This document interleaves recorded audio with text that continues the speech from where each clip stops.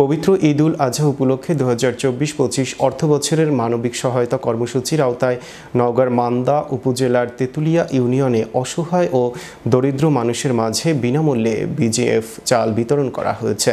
সোমবার সকালে তেঁতুলিয়া ইউনিয়ন পরিষদ চত্বরে আয়োজিত এ কার্যক্রমে মোট 2578 জন উপকারভোগী পরিবারকে 10 কেজি করে চাল প্রদান করা হয়। চাল বিতরণ কার্যক্রমের উদ্বোধন করেন তেঁতুলিয়া ইউনিয়ন পরিষদের চেয়ারম্যান এস.এম.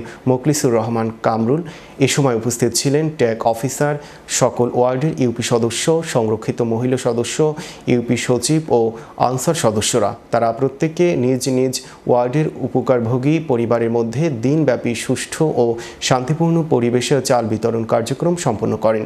তেঁতুলিয়া ইউনিয়নের চেয়ারম্যান এস.এম. মোখলিসুর রহমান কামরুল জানান, আমি ইউনিয়ন পরিষদের চেয়ারম্যান, আমার সহযোগিতায় আমার 12 জন ইউপি সদস্য রয়েছে, তারা আমাকে সহযোগিতা দিচ্ছেন। আমাদের মাঝে এই যে সম্মানিত কৃষি অফিসার, উনি ট্যাগ অফিসার হিসাবে আছেন, এটা দেখভাল করবেন।